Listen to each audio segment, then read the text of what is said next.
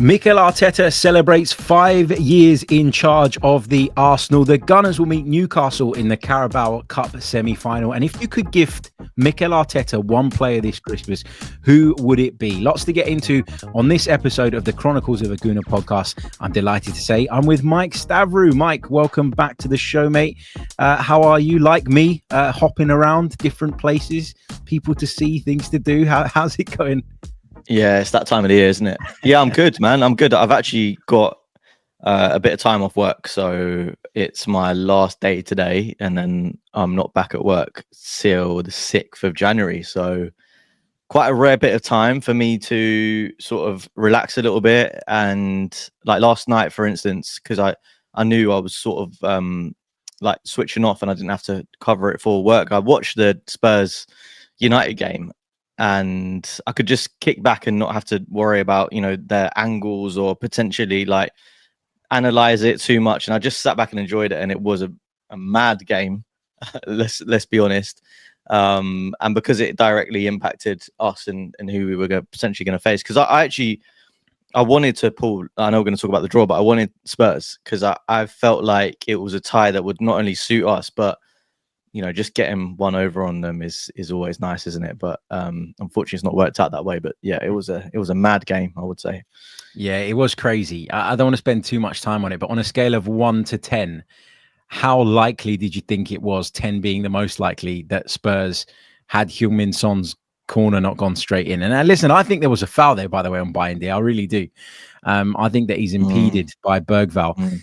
But on a scale of 1 to 10, how Spursy was Spurs about to be? Because I tell you what, if that fourth goal don't go in, then the Man United complete the comeback, in my opinion.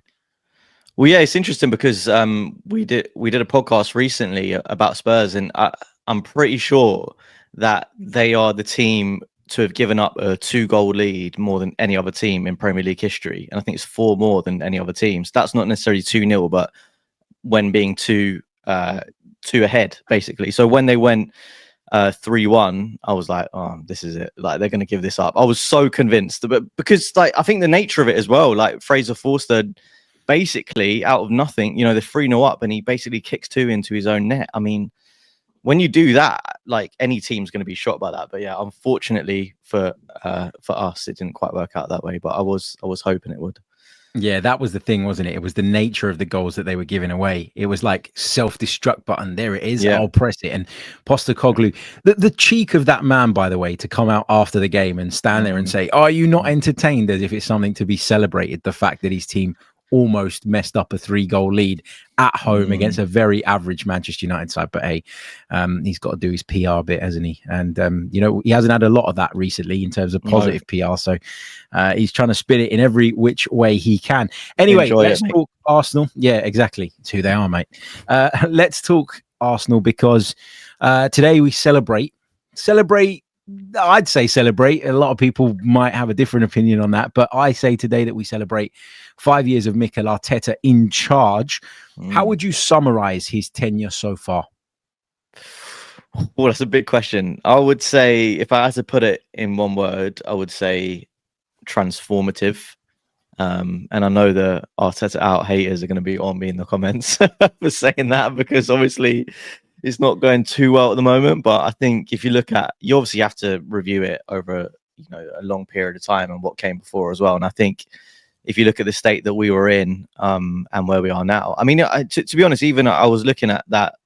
I don't want to talk about Man United, but just referencing that Man United team, and I thought, probably our squad was in a better shape when Arteta took over, because at least there were a core of players there that not many that are still in the team now, but youngsters, Bukayo Saka, obviously Smith Rowe was there at the time, and has been a key player for us. And we had goals in Aubameyang as well, didn't we? We had goals in Aubameyang. Whatever you say about the guy, he was a goal machine. Yeah, but so I think that United squad is in a worse state than we were when Arteta picked us up. So I think you have to take that into account, what he was inheriting. And not only squads, I mean, we all know about the squad churn that he oversaw, but I think just, pressing the reset button on the club culturally was really, really important. He came in, he spoke about his non-negotiables straight away, what he would stand for, what he wouldn't stand for, and then basically has just changed the entire feel around the club. And, you know, people will point towards the one FA Cup that he won as a sort of stick to beat him with. And you can say to an extent, fair enough, because you'd argue that this squad, I don't know if you can ever deserve something, but in my opinion, they deserve a trophy for their hard work and how much the club has changed. But obviously that's not come yet. But yeah, to have sort of 2 back-to-back title challenges, to still be in the conversation right now is pretty amazing, considering where we were and the sort of latter years under Wenger. So yeah, I would say transformative. Maybe some people would disagree with that, but that's how I feel anyway. Yeah, I would say roller coaster, because, you know, at the beginning there was that high of winning the FA Cup. Then there was a massive dip because, you know, we finished 8th in his first full season in charge as well. Remember that the first time he finished 8th, having won the FA Cup, I don't think anybody really read into that too much. They looked at it and went, well, he's picked up the team halfway through the season. They're in a bad way. He's managed to get a bit of silverware and take that home, and that's great. So we won't focus too much on the 8th place finish. But then he finishes 8th again, and people start to worry. Then there's a Champions League push, and it feels like Arsenal are going to get it, and they don't.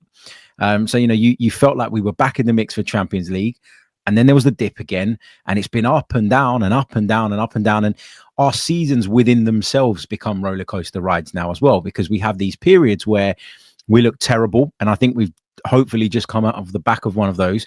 And then we go on these incredible runs where everything is right in the world and everybody feels like we're on an upward trajectory again. So I think the word I would use is probably roller coaster for that reason. But I think in order to understand what a big job he had on his hands and how far the club has come, you need to go back and watch the first press conference that Mikel Arteta gave as Arsenal boss. I was one of the people that was unsure at the time when he was appointed. And I remember at the time Carlo Ancelotti was available, and I remember sitting there going, Carlo Ancelotti is there, and you're going for this guy who's never managed. He's only been an assistant to Pep Guardiola. That shouldn't be enough to give him the Arsenal job. But as I've said on this pod many times, the minute he spoke, the minute he sat down and sort of started to reel off all the issues that he saw in that press conference, I was on board. And have I had my wobbles along the way? Absolutely, I have. Have I had moments where I've questioned whether that was the right decision or if he can take us to the next level from where we are now? Yeah, I'm sure I have. But at the same time, to say that doesn't mean that you discount all the good work that he's done, generally speaking. And he has turned the club around. And the reason I keep talking about that press conference is because he spoke about the things that were broken. He spoke about his principles, what he wants, what he expects. And throughout the tenure so far, he has ticked pretty much every single one of those boxes. Have we got the silverware to show for it? Just the 1 trophy is probably not enough. Mikel Arteta says he's won 3 trophies. I'm not sure about that. That was a bit Eric Ten Hag-y from him the other day. But, you know, I think generally it's been a really, really positive time. And to the people that say, oh, he's not done a good job or he's had a lot of money to spend, loads of clubs have spent money. United have spent money. Chelsea have spent money. And only now you're starting to see the fruits of that spending. So it's not as simple as throwing money at a problem. You know, I think we should have learned that by now, looking at some of the other clubs around us. But yeah, overall pleased, overall happy, and overall excited about maybe what's going to come next. Yeah. Yeah, I think that point that you made early on about the experience of the manager, I think when you look at the sort of managers in the last, let's say 10, 15 years who have had successful spells for a long period, you know, there's not many. You're looking at Pep Guardiola, you're looking at Jurgen Klopp. And obviously when they came in, they were experienced managers. Jurgen Klopp just won the Bundesliga title with Borussia Dortmund twice. And Pep Guardiola was obviously had the history that he had. Don't need to go back over that. So you look at those 2 successful eras, and they had experienced managers who came in.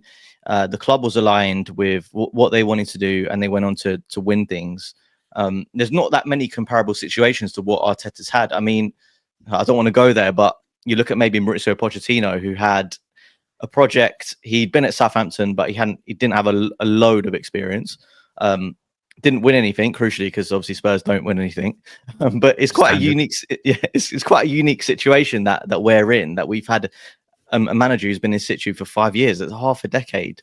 And you know, if you look at it in a black and white way, we haven't won titles. But I think when you look at, as we've discussed, where we went from the first day to this day now, where we are a seasoned Premier League title challenger, that is a big transformation in itself. And I know, as you say, we've spent money, but you know, there's important context behind that. It's now whether we can take that to the next level and go on and achieve that prize that I think we all really, really want, and this project, you could say, deserves. And then I guess it's kind of hard to judge the project until it's done, really. You know, when Arteta eventually leaves, we can sit there and say, what did we win? How did it go? What changed? And then we can properly say whether it was a success or not. At the moment, I would say yes, because of all the things we've spoken about. But again, it's hard to judge when you're in the middle of it, isn't it?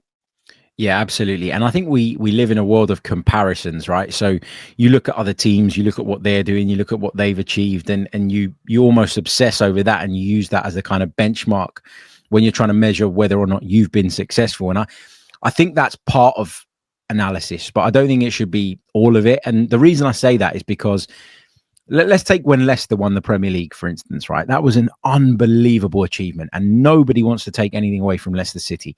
Not me, definitely not. But they did it because the circumstances allowed them to do it.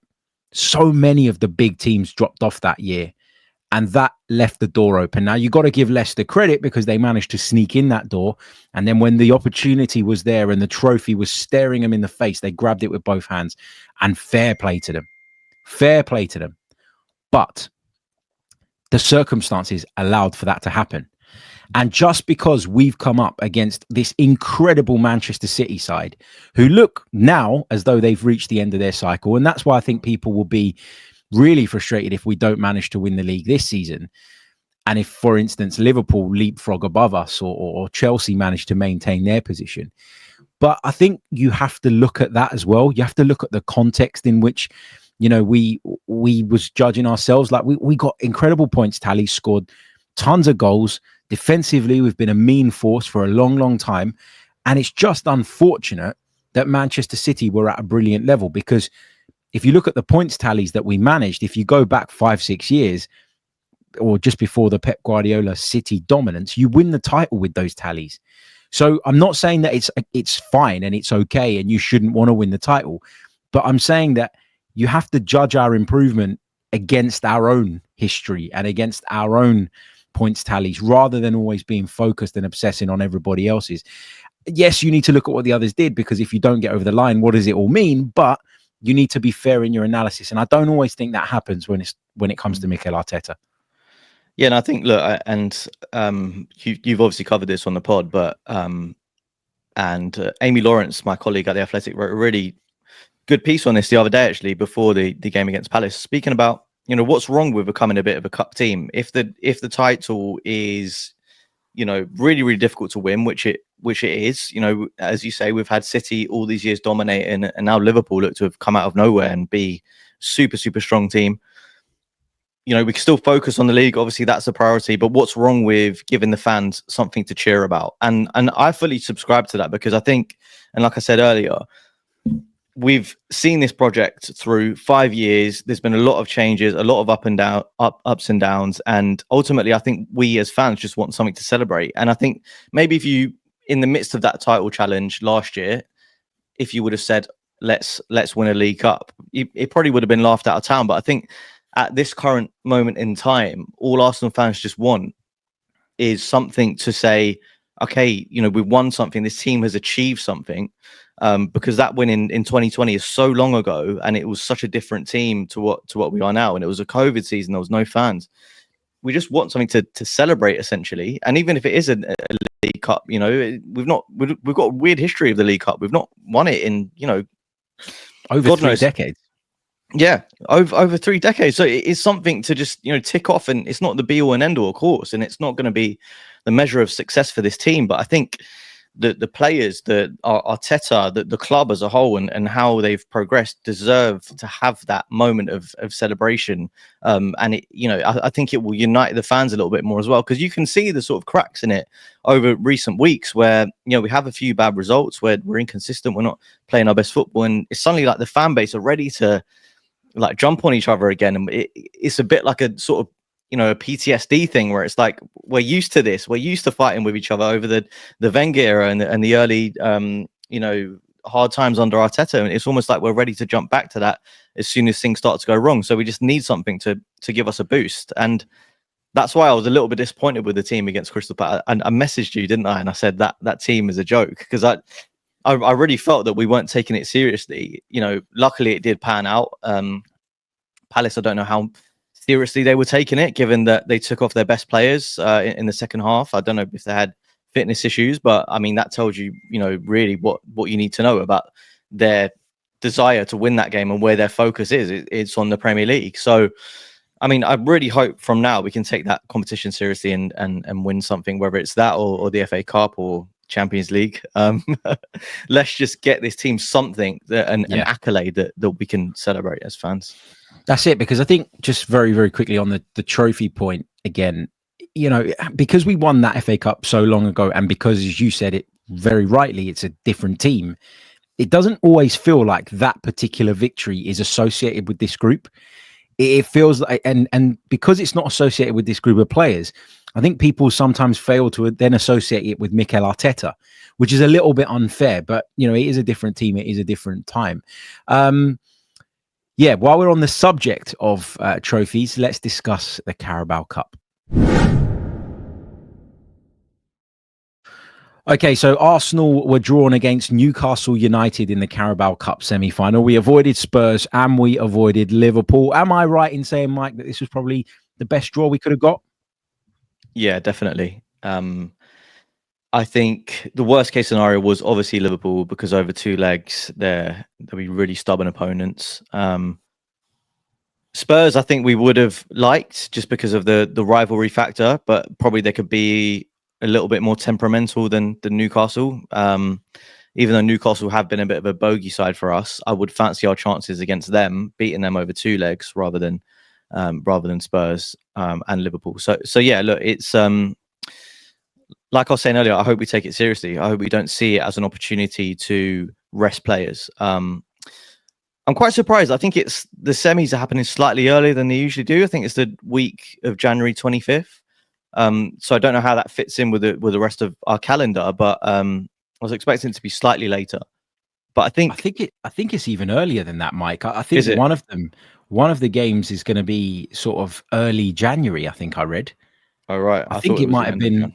Let me just double check that, because I'm pretty sure that it's really early, which surprised me yesterday. Yeah, here we go.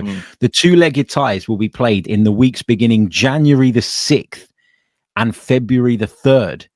Right. With the final set to take place on March 16th. So this is happening really early this year. Yeah. I mean, that's a bit ridiculous, isn't it? It's awful in January. Yeah. Yeah, come on. Because I'm used to these games. Because I think the last time we got to the semis was against Liverpool. Would it be 2022? I think. And they obviously beat us over two legs. I remember Ramsdale having a shocker. Granit Xhaka getting sent off. Remember that? Happy times. Thank you. Yeah, you're welcome for that happy memory. But yeah, I remember those games being in February. I'm pretty sure. Even late February. So it's super early, and I just hope that the sort of Premier League fixtures, obviously, to some degree, they're going to take precedence, because the big prize is the Premier League. But I hope we don't put out a side like we did the other night. I think we need to take this competition seriously. Don't underestimate Newcastle, because they have had our number in the past. I think they're a tricky opponent in the sense that they're completely happy to concede the ball and let you have all of it, and set up in a really defensive, six at the back at some stages, and Joe Linton is like a wing back. So it's going to be a difficult test for sure. But I think over two legs, if we treat it seriously, it's the best draw we could hope for. So I wish we were away first. I hate that we're at home first. I hate that we have to go to St James's Park in the second leg, because you know they're going to come to the Emirates Stadium and try and frustrate. And if they manage to do that, then all of a sudden you got this really difficult game up at St James's Park. The atmosphere will be rocking. They're a club that, you know, we moan about a lack of trophies. They've been starved of trophies up in the Northeast. So, you know, for them, it will mean a lot. I feel like Eddie Howe probably needs to get to a cup final at least to kind of keep the wheel turning, as you were, when it comes to his job, because I think there's a few Newcastle fans and probably some people within the club upstairs that are a little bit, I don't want to use the word concern because it's probably unfair on Eddie Howe, but probably a little bit unsure about whether or not he's the guy to sort of take them forward in their next step as they look to try and find a way of utilizing some of the wealth that they obviously have. But yeah, overall a positive draw. It's good that Liverpool and Tottenham get to kick lumps out of each other as well over the course of 2 legs. You can bet there's going to be goals in that, can't you? It's probably going to be a really entertaining watch. How do you think Arteta will approach this, Harry? Because I mean, I guess we can't look too much into the Crystal Palace game because it was against lesser opposition. Obviously, Newcastle are, superior. I don't know. I really don't know. Based on how he's treated these fixtures before, I would say he's going to go weaker. But I'm hoping he's learnt a lesson from that game against Palace. It could have gone, another way. The lesson is that you can make 4 changes, 5 changes at a push when it comes to our squad, and you can be good enough against most teams, but you can't make 8.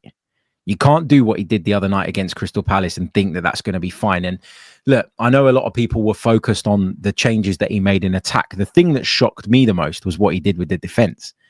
That was the bit that caught me out. Kieran Tierney, we've been scratching around for a left back for weeks, and he hasn't wanted to go anywhere near him, and he throws him in. Now, Kieran Tierney did okay, by the way. It's not me having a go at him.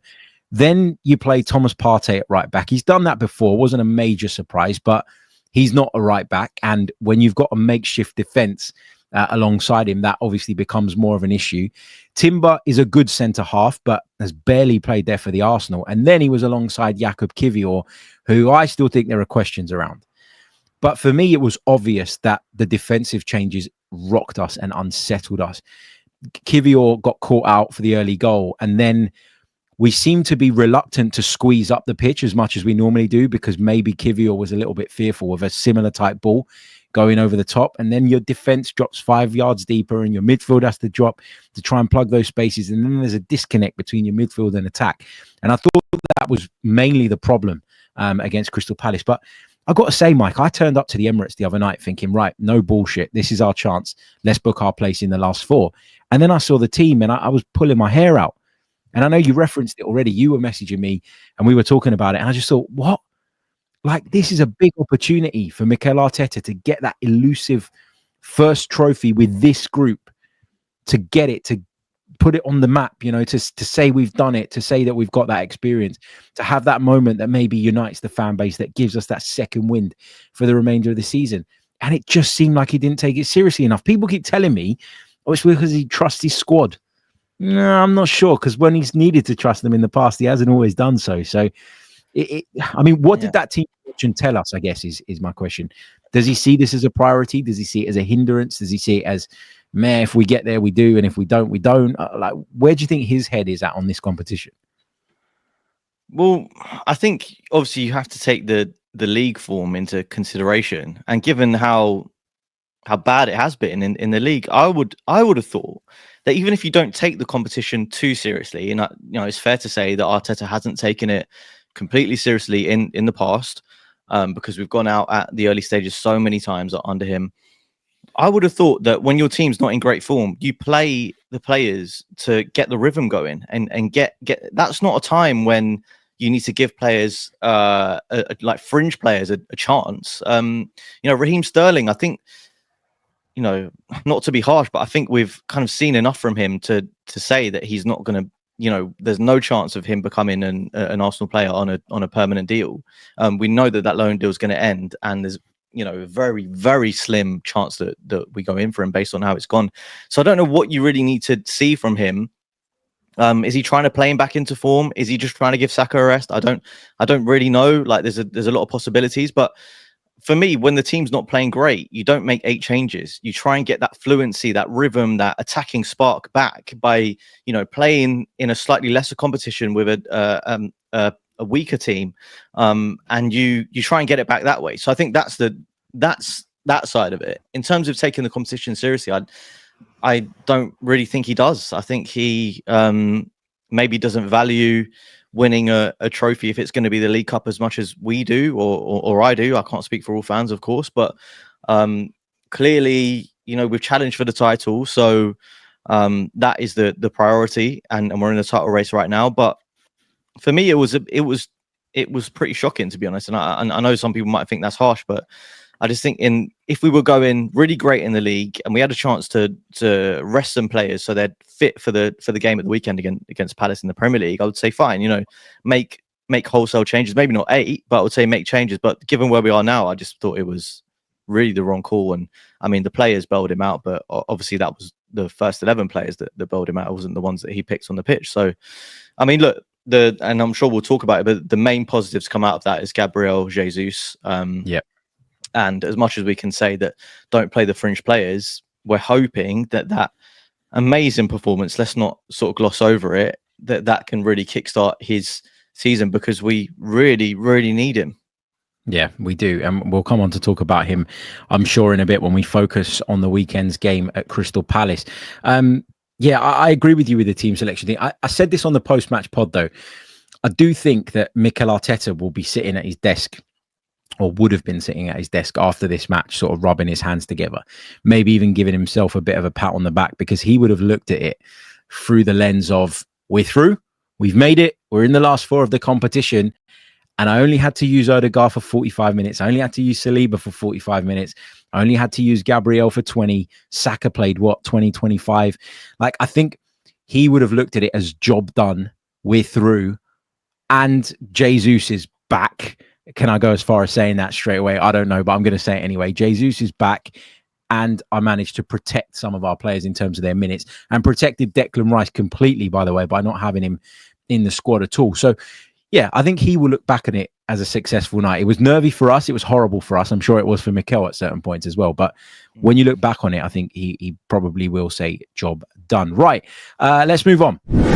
I just want to remind you guys that the Chronicles of a Gooner podcast is partnered with NordVPN, the best VPN service out there. And it's a service that I personally can't do without anymore. Whether you're looking to stream some festive films or all the football over the course of the next few weeks, NordVPN is the one for you. I can tell you it is a game changer. And you can sign up via the link in the description. Visit nordvpn.com/Chronicles AFC for a mega discount and 4 months free at the end of your plan. Not only does it give me extra protection when streaming, downloading, surfing the web, but it also allows me to access geo-blocked content by changing my virtual location with the click of a button. So sign up now via nordvpn.com/Chronicles AFC. The link is in the description, and take advantage of this amazing offer. Plus, with Nord's 30-day money-back guarantee, it's totally risk-free. You won't regret it. nordvpn.com/Chronicles AFC. Check it out. Let's discuss the game at Selhurst Park this weekend. Arsenal travel there to play Crystal Palace again. Yes, twice in a week. We're facing Oliver Glasner's Eagles. This time it's in the Premier League. And I don't want to spend too much time talking about maybe what we're going to get from Palace or some of the tactical intricacies, because we did that in the lead up to the Carabao Cup tie, and I'd just be repeating myself. So let's talk about the 11, I guess, Mike. We'll come on to have a separate conversation about Gabriel Jesus, but I know he's going to fold into this somewhere, because one of the big questions is, does he deserve to start after what we saw the other night? Yeah, I mean, there's no way that you can see the performance that he put in, the confidence that he had, scoring a hat-trick from, I think, 1.28 XG and 3, like top class finishes. Like, if Robert Lewandowski, Harry Kane scores them, we're going crazy. So the fact is Gabriel Jesus, and that given the form that he's been in, that, the goal drought he's been on, it was spectacular. And yeah, and we've said, previous games, he offers something that Kai Havertz doesn't. the difficult thing is whether he does start up front or starts off the. I don't think he'll do this, but if it was up to me, I would say play him off the left, because I think we've got a problem there right now. And I think the performances of Martinelli and Trossard have been, awful, really, to speak plainly. And I think we need a bit of a spark. And I think Jesus, though I've spoken about this, I think I spoke about this last week. The way the team's formatted, we're very right hand focused, and we've got a facilitator of a striker in Kai Havertz. So you need goals from the left hand side. And I think if you play someone who is more of an inside forward than a touchline winger, you can get goals out of them, and they can pop up on the back post, and they can rotate with Havertz. And I think Jesus, probably out of the profiles of play we have in our squad, he's the most likely to do that. I'm not saying it will happen. He's not really played there much. He's played more off the right if he has to play on the wing. But you know what you're going to get. You're going to get the hard work that Martinelli will give you, but you'll get slightly more invention. And you're just hoping that his confidence levels above the likes of Trossard and Martinelli can give us that extra edge, that bit of dynamism that we've been lacking, that bit of creativity. So that's what I would do. But obviously, is Arteta going to do that? Probably not. So then the question is, does he replace Havertz up front, which is the more likely scenario, I guess? Yeah, it's a tough one, isn't it? Because I actually thought that Leandro Trossard looked quite lively again on Wednesday night. He didn't score, but he seemed a lot more lively than he has been in recent times. But then we talked about it before, haven't we? The Trossard-Martinelli cycle, where one plays, doesn't do very well, the other one comes in, also fails to really shine, and then you go back to the other one. Maybe it is time that you started to mix that up a little bit and threw Gabriel Jesus into the equation, because I'm quite happy with him playing off the left-hand side. I think he naturally tends to drift into that space quite a bit anyway. And so it's not something that I think would be out of his comfort zone. I think Kai Havertz is struggling a little bit at the moment as well, and taking him out of the firing line in place of an informed Gabriel Jesus wouldn't be the worst thing in the world, And Jesus spoke to us Wednesday after the game, and he said, physically, I'm feeling really, really good. You can listen to that on the Patreon pod that we did. He talked about the fact that this was the first time in ages that he wasn't cramping up. So it seems like he's raring to go and ready to go even a few days afterwards. But in terms of the rest of the 11, I think it's pretty easy to pick, really. I think, you go Raya in goal, you go Gabriel and Saliba at centre backs. Timber, do you play Timber at left back and use Partey at right back, or would you put Partey into the midfield, maybe use Timber on the right? How would you fix the defense up? Because obviously we've still got the left back issue as well. So I think probably at Palace you play Timber at right back and Miles Lewis-Skelly at left back, only because I think Thomas Partey has been good at right back, but I think if you throw in Tyreek Mitchell at wing back and then Eze also pulling out to that side, and the potential double up there, I think that's a bit of a recipe for disaster potentially. So I think you need someone like Timber who's solid defensively but has that forward capability as well. And Lewis Kelly's been great. I mean, the fact that we're talking about an 18-year-old slotting into the side so seamlessly. He doesn't look nervous. He doesn't look scared. That he's not overawed by the situation at all. He just looks like he's ready. And maybe because of the position mostly. Maybe more than Ethan Nwaneri, because obviously Nwaneri's got Odegaard in front of him. It's a bit more of a difficult position, I guess you'd say, to thrive in for a youngster. So yeah, I would keep him in the team, Lewis Kelly, keep his confidence high. And I think the fact that Tierney did play is an indication that he was probably resting Lewis Kelly for this game, which is remarkable, really. Like, if you would have said that, I don't know, 5 years ago, when Tierney was basically like one of the stars of our team, that 5 years later he would be starting in the Carabao Cup and an 18-year-old would be playing instead of him, you probably think, what the hell are you on about? But that's the situation that we're in. So yeah, that would be my defense. I think midfield, as you say, probably picks itself with Odegaard, Marino, and Rice. Whether you throw Thomas Partey back in there, I'm not sure, and not really sure. I think we are kind of seeing the benefits of Marino being allowed to have a bit more forward impact, and I think for familiarity, like we've spoken about, I think you want to continue that to see how those relationships develop in midfield, and then yeah, it's what you do up front. I mean, to be fair, the the more you made that case about Havertz, I think he could definitely do with a rest. And we've spoken about in this pod this season how much football he's played, how reliant on him we've been, and I think he has dropped off massively. So giving him a rest is not the worst thing in the world, and I can definitely see that happening. Yeah, I mean, so my team would be, just to run through it very, very quickly, Raya in goal. I'd go Timber at right back. I'd go Gabriel, Saliba. I don't think there's a world in which Kieran Tierney plays, so I'm going to go Lewis Skelly at left back. I don't believe that Ricardo Calafiori is going to be back in contention, or Zinchenko, or Tomiyasu, or any of the other options. So Lewis Skelly at left back for me. My midfield would actually be Partey, Odegaard, and Rice, as long as Rice is available. I still not seeing it with Mikel Merino, man. Like, I'm just, I'm every time he plays, I'm sort of turning up, waiting to see it, waiting for him to show me why he should be a part of our best midfield. And right now, I just don't see it. I think the Partey, Rice, Odegaard thing, in terms of the relationship, the fact that there's obviously a familiarity there. I don't think you can play Jorginho again after he played the entire game the other night. I think that's too much to ask of him. And then up front, I'm going Saka on the right, I'm going Jesus through the middle, and I'm probably going Martinelli on the left. And I said that I thought Trossard did okay the other night, and I do. But I think Martinelli and Jesus as a combo seems to be a little bit more compatible as well. So that's what I'd go with in terms of the team. In terms of a prediction, going to ask you a fun Christmassy question afterwards. But in terms of your prediction for this one, how do you see it going?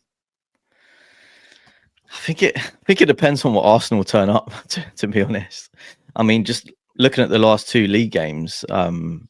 But that's a worry in itself, isn't it, Mike? That we've gone back to the days of what Arsenal is going to turn up. That's a problem for me. But you said that earlier that you kind of feel like we're getting back to where I don't know that we are. Like I think that game against Palace is a bit of an anomaly. I like cup form and league. I don't know if you call it cup form, but cup performances and league performances are two massively different things. We made 8 changes, and the hope is that injection of confidence that win gave us will propel us forward. But I think, to be honest, like if I'm looking at it, I think it's more of a structural issue, and I think it's more of a instruction issue rather than the confidence has dipped a bit. But we've spoken about this. I think a lot of things need to be perfect for us to score from open play these days. And when you've not got players on form and they're not all firing, it's a difficult ask, because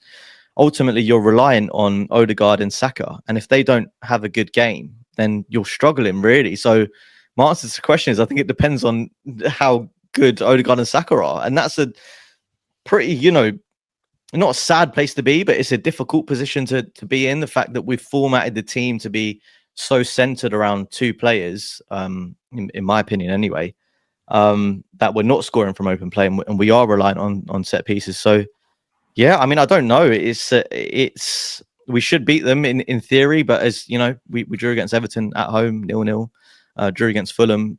Palace, I guess, a slightly lesser team than Fulham, but probably better than Everton, you'd say. So, I mean, predictions are a fool's game, but I really, it goes back to that. I really don't know what Arsenal are going to turn up. Like, if we are in full flow, like we have been in previous weeks against Sporting, against West Ham, we have the ability to blow teams away, but it's whether we're on it on that day, and whether those 2 key players are functioning and the other players around them also step up their game. So don't know.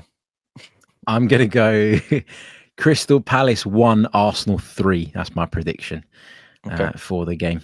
That's what I'm going with. I'll probably change my mind 15 times by the time the game comes around. But hey, that's what I'm going to stick with. Right. Last section of today's pod. We are going to have a bit of fun because it's nearly Christmas. Do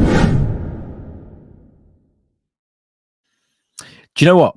Just before we get into that, I was while you were speaking, I had a notification pop up on my Facebook. You know, when you get the Facebook memories. And earlier we were talking about Mikel Arteta, weren't we? And what people were thinking about him when he came in. And it's funny because on the 20th of December, and I'm not making this up, you can see it right here if the camera focuses.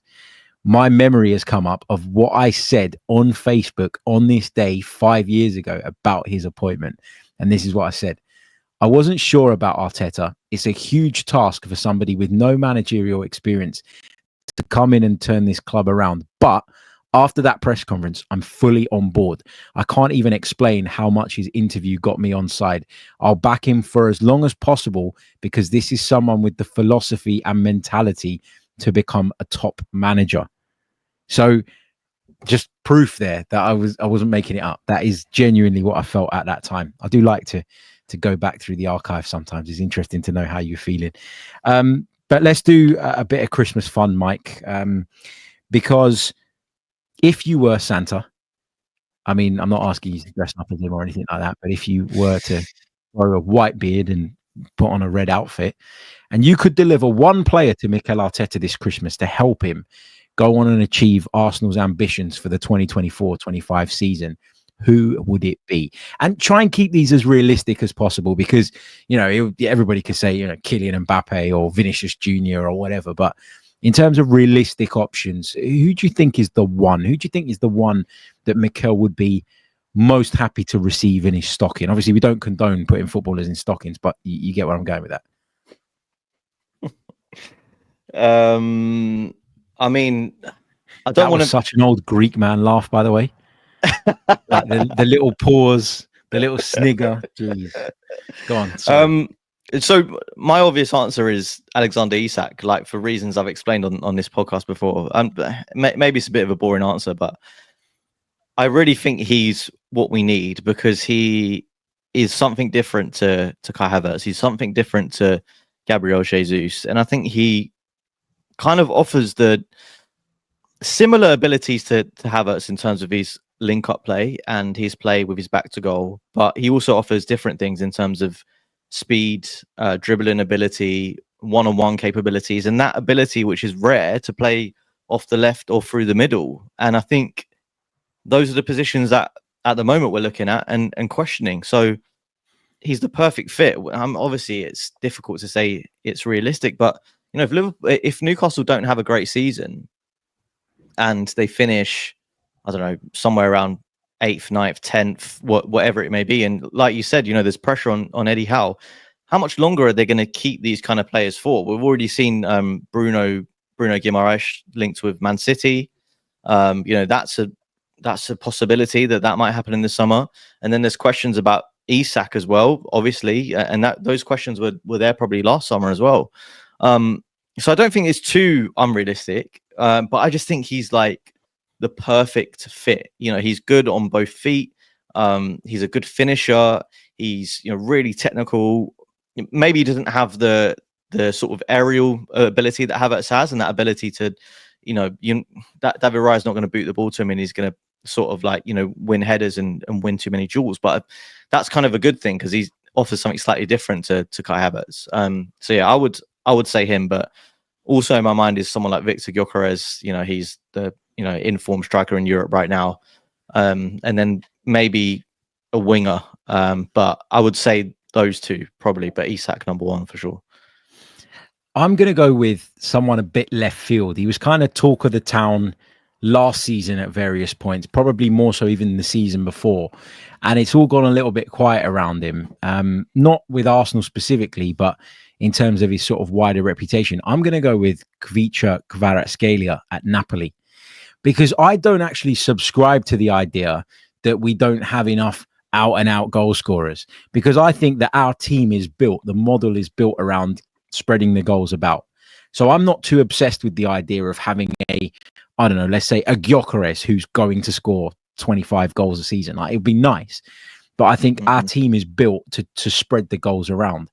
And I just want a few more players, Mike, that are flair players, that are allowed to just go and do their thing, that play off the cuff, that don't really think too much in advance around what it is they're going to do. And I feel like some of these creative players is probably what we're missing. We've prioritized physicality. I've talked about that a lot in recent months. We've prioritized a system, and that's given us good defensive stability and the ability to control and dominate a lot of games. But sometimes you just need that guy that's a little bit unpredictable. And I feel like him coming in off that left-hand side would be that 5 goals in Serie A, 3 assists this season in 15 appearances. So I think he's the one that I'd probably gift Mikel Arteta. My worry would be that Mikel Arteta would stifle him a little bit. Yeah, I was going to say, do you think that that's someone that he would want? Because I think, if anything, that the sort of flair and, okay, Martinelli is not exactly a flair player, but he was very, wanting to take players on one-on-one, and that's almost not gone from his game, but he definitely doesn't do it as much. Do you think Arteta would want a player like that? Probably not, but I'm going to give it to him anyway, because that's what I think we need. I think we need that bit of flair, that bit of creativity, that bit of swagger, that bit of unpredictability. And I think someone like Kvaratskhelia would give that to us. And actually, I did quite a big piece on this sort of theory that Mikel Arteta has, I don't want to say coached it out of players, but obviously the system is so specific and the demands are so clear that I think there are players in that team that don't really express themselves in the way they could. And I think Martinelli's a great example of that. And Graham Brooks of AFTV, the tactical guy, mastermind, brilliant guy, a good friend of mine as well. We used to podcast together a good few years ago. He got in touch with me after I did that and said I was completely wrong. And that I was way off, basically, that when I said that Arteta's kind of coaching the out of players. And actually, I'm going to speak to Graham on a pod later, which we're going to release over the weekend, and we're going to have that debate, because I really do feel that way. And I'd be interested, before I let you go, Mike, to get your take on whether you think that's a credible theory. I guess I'll put it that way. No, to be honest, I agreed with you at the time that I think Martinelli, because you saw it when he first came in the team, and he didn't look like himself, and it looked like he was struggling to cope with the instructions that he was being given.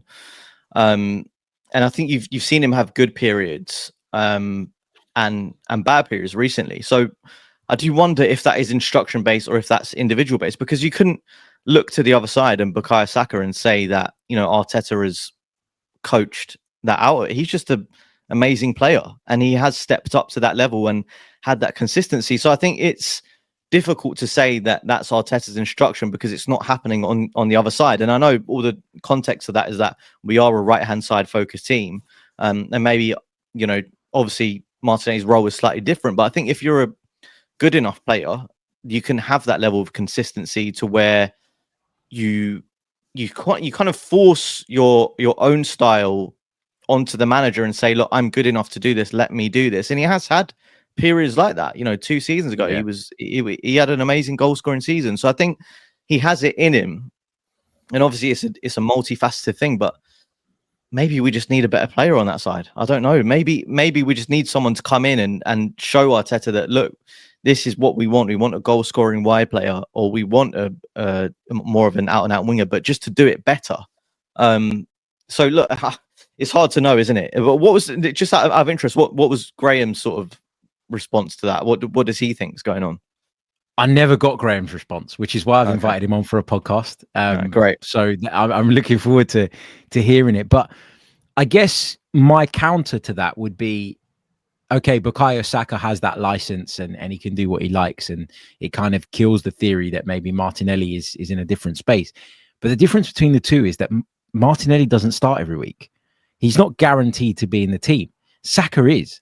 So is there a part of Gabriel Martinelli that thinks, if I go out there and don't follow the manager's instructions, I'm even less likely to play next week? And is it a desperation to play that puts him in a position where he feels like, and I'm not saying that Arteta says, don't take people on, don't do this, don't do that. My theory is that Mikel Arteta is so obsessed with control, dominance, possession, that what he probably doesn't want to see is Martinelli trying to take on 2 or 3 men and losing the ball. And there's a fear of losing the ball repeatedly and what that will mean for you as a player. If your manager's watching you from the sidelines and in a half you've given the ball away 7-8 times because you've tried to do the right thing, but it hasn't come off, then is that where it comes from? Is it a subconscious thing? Is it an underlying thing? It might be. Well, the reason why Saka doesn't have any competition is because he's undroppable. So there's no point bringing in a player who can provide competition for him, because he's just never going to be as good. Like, he's one of the best players in the world. Like, I don't think that's too far fetched. And he's so consistent that if you drop him, you see the results of it, like against Palace, like the drop off from him to Sterling is absolutely humongous, and that wouldn't have been the case a few years ago. But he's got to that stage where he is now. And he is allowed to take players on and be a bit more expressive because Arteta knows, I guess, that he's good enough to do it. And when he takes players on, you know, even when he's being doubled up, he can do that consistently and still, you know, create something. On the other side, maybe Arteta's seen that Martinelli doesn't have that technical level that Saka has to be able to do that consistently. And so he's saying, if you're not quite good enough to take players on and complete that with a high success rate, don't do it. Maybe so you can flip it either way, really, and say that it's instruction or it's player ability. I think probably it's a little bit of both. And it's also system based as well. Maybe, you know, clearly Arteta doesn't want the two wingers to do the same thing, but it's interesting. I mean, I'd love to ask Arteta really. Yeah, me too. I don't know if he give you a straight answer, but no, it's interesting. Never. I've learned that the hard way over the last couple of years. Ask him a question. Depending on his mood, you might get an answer or you might get hot air. Most of the time it's hot air. But I respect him for keeping his cards close to his chest. Anyway, Michael, thank you very, very much for joining me on today's episode. Really, really do appreciate it. Let people know how they can keep track of your brilliant work. Yeah, so I'm on Blue Sky mostly now. So that's Mike. If you type in Mike _Stavrou, hopefully you'll find me there. But also, check out the Athletic FC podcast and the Athletic FC Tactics podcast, where we did a episode yesterday, which is the last one of the year, on the tactical trends of 2024. So that's quite a nice one to wrap up with the year. But yeah, I shall have a listen. Sounds good. Mike, thank you so much. Thank you to you guys for tuning in. As always, don't forget to leave a like on the video if you're with us on YouTube. Subscribe to the YouTube channel if you haven't done so already. And if you're listening to us via any of the audio platforms, leave us a review. It really, really does help. Remember, you can check us out on Patreon, patreon.com/Chronicles AFC. Thanks for joining us. Until the next one, take care.